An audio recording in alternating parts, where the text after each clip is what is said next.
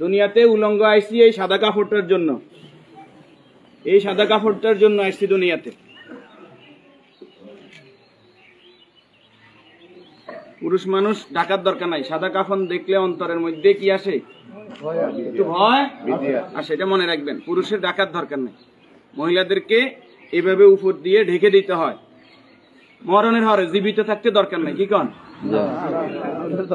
আমার মেয়ে, আমার স্ত্রী, আমার বোন, আমার মা বেপরদায় চলে, আমরা হইলাম দায়ুস। ওই পুরুষ দায়ুস যে তার স্ত্রী সন্তানকে পর্দা করায় না। আপনি থাকতে আপনার স্ত্রী কিভাবে ফেরিওয়ালার সামনে যায় আলু ফ্রাইস কিনে, আপনি দেশে থাকতে, আপনি এলাকা থাকতে আপনার স্ত্রী কিভাবে মার্কেটিং করে যায়, এভাবে বাজার সদাই করে, আপনি পুরুষ কেন পর্দার ব্যাপারে সচেতন নয়? আপনার উপযুক্ত মেয়ে ওড়না ছাড়া ঘর থেকে বের হয় কিভাবে? আপনার মেয়ে, আমার মেয়ে কিভাবে পায়জামা টাকনুর উপরে পরে? আমার ছেলে কিভাবে পায়জামা টাকনুর নিচে পরে? আমার টাকা দিয়ে আমার ছেলে সিগারেট খায়, আমার টাকা দিয়ে আমার টাকার এমবি খরচ করে আমার ছেলে মেয়ে ঘরের মধ্যে গান বাজনা করে। আপনি পুরুষ উদাসীন, আপনার খবর নাই। খোদার কসম, দায়ুস ওই পুরুষ যে পুরুষ তার পরিবারকে দিন শিক্ষা দেয় না, কোরআন শিক্ষা দেয় না, পর্দার কথা বলে না। আর দায়ুস জাহান্নামে যাবে। এই দুনিয়াতে আসছে সাদা কাপড়টার জন্য, শুধু এই সাদা কাপড়টা অ্যারেস্ট করার জন্য। কিন্তু এই সাদা কাপড়টাও নিজের টাকায় কিনা হয় না, নিজের টাকায় কিনা হয় না। আত্মীয় স্বজন কেউ না কেউ, আমরা অনেক সময় শুনছি যে 3.5 হাতের মালিক ছাড়া আমি ন, আমি নিজে 8-10টা কবর এইভাবে দিছি যে উনি যে জায়গা দেখাই গেছে এই জায়গায় কবর দিন আর জায়গা দিছি আমাদের বাড়িতে। কথা কি বুঝতে পারছেন?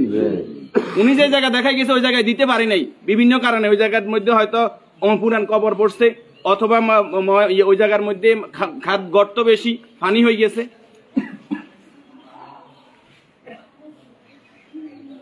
তাহলে আমার শেষ জায়গাটাও আমার নির্দেশনা মতো হয় না, পরিবারে যারা আছে তাদের নির্দেশনা মতো হয়। যে রাসূলের সম্মানমর্যাদা এত বেশি, সেই রাসূলের প্রতি দুরূদ ও সালাম সাল্লাল্লাহু আলাইহি ওয়াসাল্লাম। সম্মানিত উপস্থিতি, আল্লাহর গোলাম চেহারাতে বলতেছে অবশ্যই নেককার পরেজগার ছিল। আল্লাহ তাআলা ওনার জীবনের গুনাহগুলো মাফ করে দেন, আমিন। যে নেক আমলগুলো করেছে, দান সাদাকা করেছে, এর বদৌলতে কবর, হাসর, মিজান, ফুলসিরাত আল্লাহ কি করে দেখ, মাফ করে দেখ। আমরা যারা জানাজায় উপস্থিত হয়েছে আল্লাহ আমাদেরকে মাফ করে দেখ। আল্লাহ তাআলা এই পরিবারকে ধৈর্য ধারণ করার তৌফিক দান করুন, আমিন।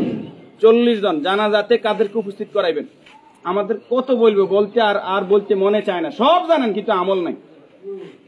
আপনি জানেন যে আত্মীয়তার সম্পর্ক নষ্টকারী জাহান্নামে যাবে, আপনি নিজেই সেই সম্পর্কটা বারবার নষ্ট করেন। আপনি জানেন যে আগে সালাম দিতে হবে, আপনি সালাম দেন না।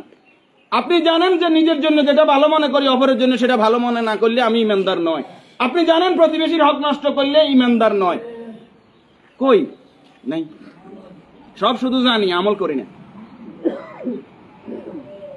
আমাদের মাঝ থেকে আমলটা দূরে সরে গেছে। এই নেককার গোলাম জানাজাতে নামাজি ফরেজগার লোক, শিরিক মুক্ত লোক, আপনার দৃষ্টিতে যিনি শিরিক মুক্ত, এরকম 40 জন লোক যদি দোয়া করে আল্লাহ তাআলা ওই দোয়া কি করে? কবুল করে। 40 জন হাইবেন আইতেন ন, উনি নামাজি ফরেজগার, উনি হয়তো আপনি মনে করেন যে মাজারে সেজদা দেন শুধু কবিরা গুনাহ, মাজারে সেজদা দেন বুঝি শিরক। শনিবার মঙ্গলবার কি শিরক না? শনিবার মঙ্গলবার হিসাব করা শিরক না? নি শিরক, এটাও শিরক। এই যে জাদু টোনা করা, এটা কি শিরক না? নি গণকের কাছে যাওয়া, বান্দর গনাইতে যায়, মানুষ গনাইতে যায়, চুরি করছে কে, আনা চাইতে যায়, এগুলো সবগুলো কি বড় শিরক। যেটা জনগণ সকল ক্ষমতার উৎস, ঠিক না? নি জনগণ সকল ক্ষমতার উৎস, সকল ক্ষমতার মালিক কে? তো যেই দল, যেই সংগঠন, যেই রাজনীতি আমাকে বলে জনগণ সকল ক্ষমতার উৎস, এই রাজনীতি করা কি শিরক না? এই জিনিসটা কেন বুঝিনি আমরা?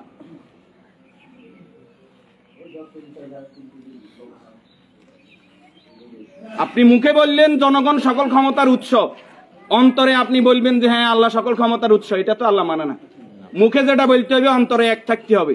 তাহলে সকল ক্ষমতার মালিক কে? আল্লাহ। আর যারা রাষ্ট্র ক্ষমতায় গিয়ে, একজন মুমিন ইসলামী রাষ্ট্র ব্যবস্থার বাইরে যাওয়ার কোনো সুযোগ নাই।